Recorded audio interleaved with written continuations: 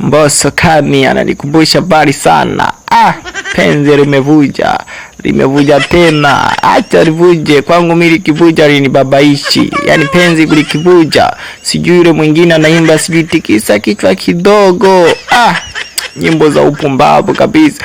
Unatikisa kichwa kidogo, wenye akili nyingi wataelewa kichwa kidogo ni nini. Wale ambao akili zao ni fupi wataelewa ni nyimbo tu. Huyu jamaa aliimba kichwa kidogo, wenye akili za ajabu wataelewa.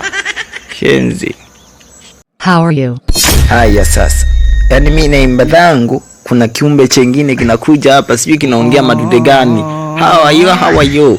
Shenzi. Sijui majitu mengine yanatoka wapi. Akiona mtu umekaa umetulia, akanakuja how are you? Sijui vipi, yani wazungu wakiona rangi nyeusi wanapenda kututesa na Viingereza vyao. Please, I'm sorry. Nini? Unataka nini jamani? Mbona unataka tusumbuane? Mimi sikuelewi unachokiongea bwana, mimi ni mbongo. Sijui madada mengine yakoje. What? Huyu sasa hapa atanichanganya. Tulia hapa leo njite bubu ili kaondoke, kanipushie ka shetani kaovu kanakopita hapa, pepo ili lipite.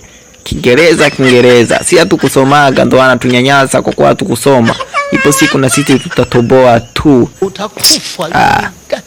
Please, I need your help.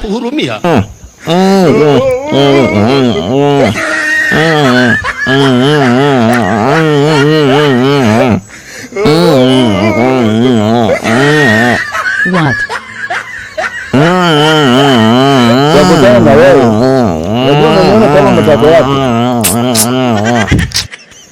Shenzi, tuani kukomoe mpaka ujichenge.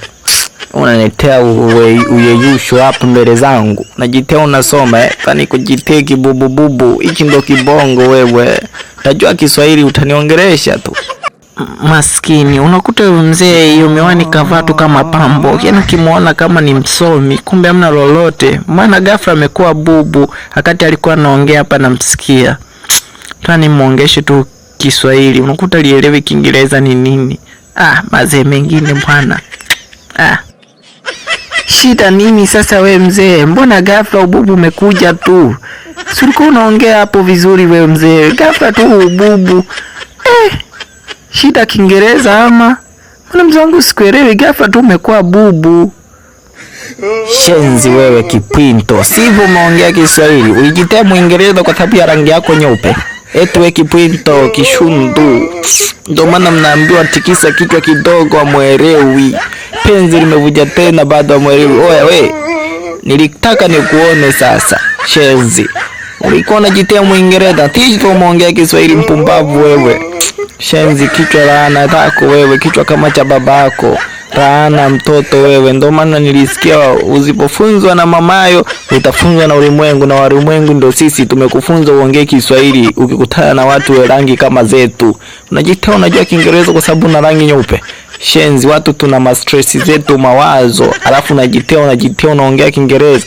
Utapoteza rangi shenzi wewe.